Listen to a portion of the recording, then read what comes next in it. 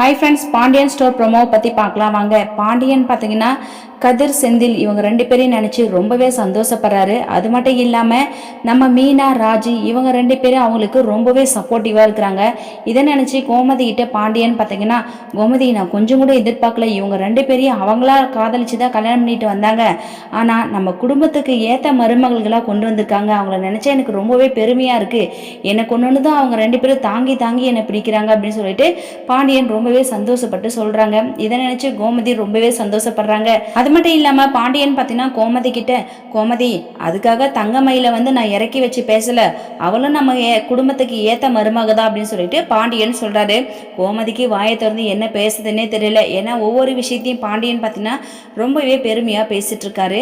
So இதுக்கப்புறம் சரி கோமதி, கூடிய சீக்கிரத்தில் பத்திரிக்கை அடித்து எல்லாருக்குமே நல்லபடியாக பத்திரிக்கை கொடுத்து கல்யாணத்தை ஜாம் ஜாமுன் நடத்தணும், இதுதான் எனக்கு ரொம்பவே சந்தோஷம் அப்படின்னு சொல்லிட்டு பாண்டியன் சொல்கிறாரு. கோமதி ஏங்க நீங்கள் எதுக்கும் கவலைப்படாதீங்க, இந்த கல்யாணம் நல்லபடியாக நம்ம நினச்ச மாதிரி நடக்குங்க அப்படின்னு சொல்லிட்டு கோமதியை நம்ம பாண்டியன் கிட்ட சொல்கிறாங்க. வாங்க வெயிட் பண்ணி பார்க்கலாம் என்ன நடக்க போகுதுன்னு சொல்லிட்டு. தேங்க்யூ.